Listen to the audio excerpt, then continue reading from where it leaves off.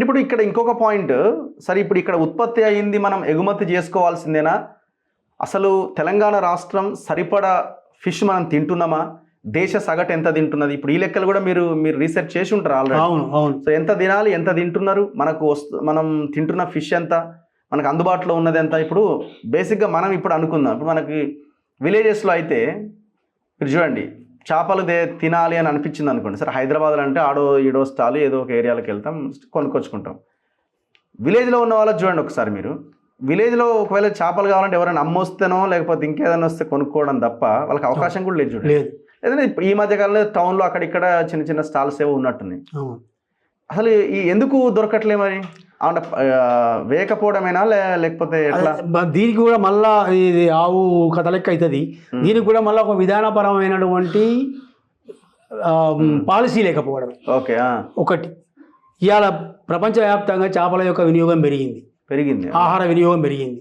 ఎందుకు పెరిగిందంటే కోవిడ్ వచ్చినప్పుడు మీకు పశ్చిమ బెంగాల్లో ప్రతి హాస్పిటల్లో ఇప్పుడు కూడా అది అమలు చేస్తున్నారు. ఆసుపత్రిలో రోగులకు ఇచ్చేటువంటి ఆహారంలో కోవిడ్ టైంలో చేపలు తప్పకుండా పెట్టినారు, తప్పకుండా ఉండాలని పెట్టినారు. ప్లేట్లెట్స్ పెంచడానికి చేపల ఆహారం బాగా ఉపయోగపడుతుంది. పపాయ ఎట్లాగైతే అంటే పండ్ల యొక్క వినియోగం ఎట్లాగైతే ఈ కోవిడ్ తర్వాత పెరిగిందో, కోవిడ్ తర్వాత ప్రపంచవ్యాప్తంగానే ఆహార అలవాట్లు చాలా మారింది. హెల్త్ కాన్షియస్ పెరిగింది, కాన్షియస్ పెరిగింది. ఇంతకుముందు చేయి కడుక్కోవాలంటే ఒక బద్ధకం ఉండేది, కానీ వాళ్ళ సబ్బులు పెట్టి కడుక్కునే స్థితికి వచ్చినాం. అందుకే అనివార్యత వచ్చింది. కాబట్టి ప్రపంచవ్యాప్తంగానే ఆహార అలవాట్లు పెరిగినాయి, చేపల వినియోగం బాగా పెరిగింది. ప్రపంచ ఆరోగ్య సంస్థ, వరల్డ్ హెల్త్ ఆర్గనైజేషన్ ఏం చెప్పింది అంటే, ఒక మనిషి ఆరోగ్యంగా బతకాలంటే 21 కిలోల చేపలు సంవత్సరానికి సగటున తినాలి అన్నది. 21 కేజెస్ తినాలి. 21 కేజెస్ సంవత్సరంలో సగటున, ఒకటే రోజు 21 కిలోలు తినద్దు. సంవత్సరం మొత్తంలో 12 నెలల్లో యావరేజ్గా 21 కిలోలు కనుక ఒక మనిషి చేపలు తింటే 18 రకాల దీర్ఘకాలిక వ్యాధులు ఆయన దగ్గరికి రావు అని నువ్వు చెప్పింది కాదు, ప్రపంచ ఆరోగ్య సంస్థ బహిరంగంగా చెప్పింది అనేక సార్లు. నెలకు 2 కిలోలు తినాల్సిందే, యావరేజ్లో 2 కిలోల దాకా తినాలి, కిలో అన్న తిన్నా మంచిదే, తక్కువలో తక్కువ అని చెప్పింది. కొన్ని దేశాలలో, జర్మనీ లాంటి దేశాలలో యావరేజ్ కన్జంప్షన్ 48 కిలోలు సంవత్సరానికి. 48 కిలోలు, 21 కిలో చెప్తే తింటే చాలన్నది కదా, 48 కిలోలు. వాళ్ళ యొక్క ఆయుష్ ఎందుకు ఇవాళ యావరేజ్ ఆయుష్ 90 దాటింది, మన దగ్గర ఇంకా 75 కానీ కొట్టుకుంటున్నాం మనం.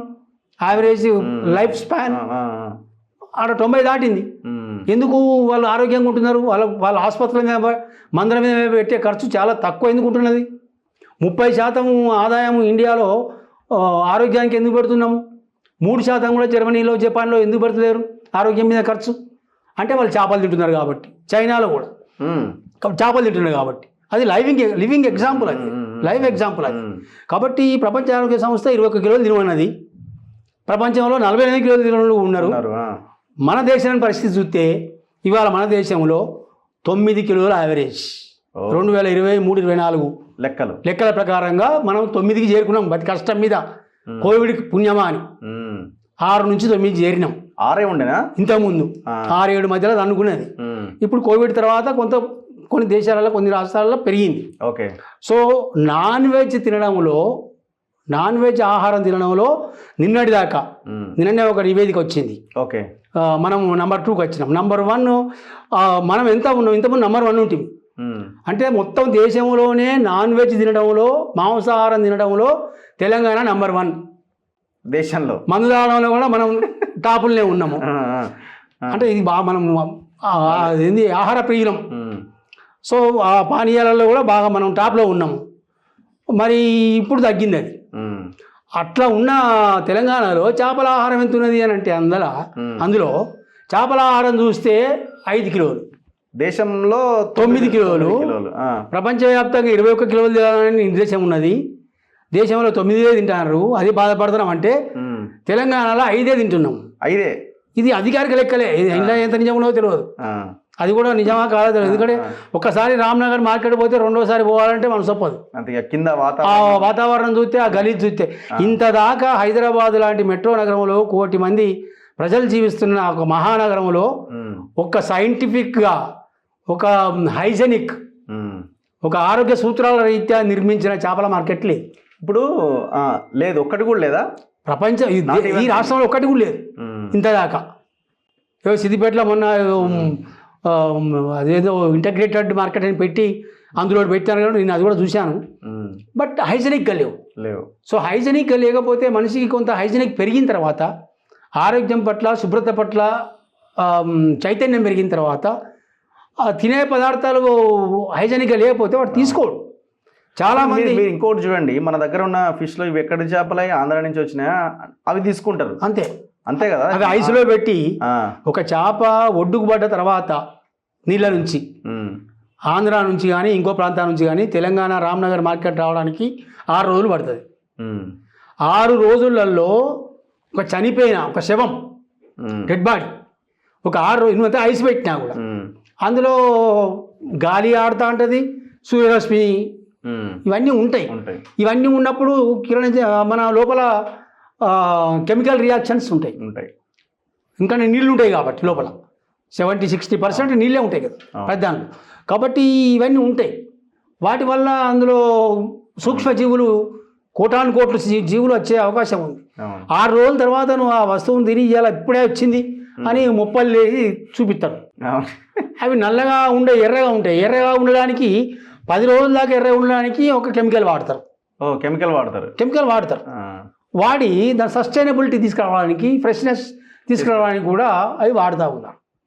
కాబట్టి ఈ మోసాలన్నీ మార్కెట్లోకి వచ్చినాయి, అందుబాటులో లేకపోవడం వల్ల చేపలు అందుబాటులో లేకపోవడం. ఇప్పుడు మనం నెలకి 1/2 కిలో కూడా తింటలేము అన్నట్టు. ఇప్పుడు 5 కిలోలు అధికారిక లెక్కలే. అంతే, 1/2 కిలో. అది 5 తింటున్నావా, 6 తింటున్నావా, 4 తింటున్నావా కూడా గ్యారంటీ లేదు. అంతే. ఇప్పుడు 1/2 కిలో అంటే ఎన్ని పీసులు వస్తాయి?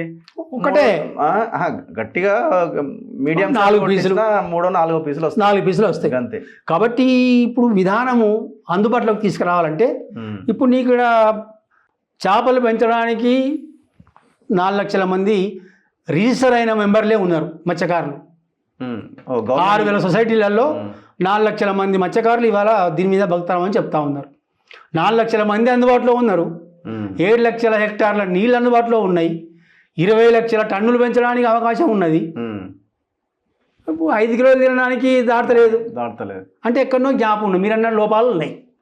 ఏంటి లోపాలు అంటే తింటే నష్టమా అంటే అది కూడా లాభమే. రేట్ ఏమన్నా ఎక్కువ ఉందా అంటే ఇప్పుడు చికెన్ మటన్ కంటే చాలా తక్కువ రేటు అందుబాటులో లేకపోవడం వల్ల ఇప్పుడు చికెన్ ఏం తింటాము, చుట్టపోటు రాగానే ఏం చేస్తాము, ఆ లుంగి బని విన్నే పోయి ఇంటి పక్కనే దుకాణం ఉంటుంది పట్టుకొస్తాం. 1/2 కిలో కొట్టి అంటే ఇస్తూనే ఉంటాడు. కానీ చేపలు తినాలంటే 3 రోజుల ముందు చెరువునికి చెప్పాలి, మత్స్యకారునికి చెప్పాలి, బతిలాడాలి, దానికి పోటీ, దానికి కడగాలి. అసలు విలేజ్లో అయితే మీకు రూల్ అవుట్ దొరకదు. కాబట్టి ఈ ప్రతిబంధకాలన్నింటినీ కూడా మనం అర్థం చేసుకొని దానికి ఒక విధానాన్ని రూపొందించి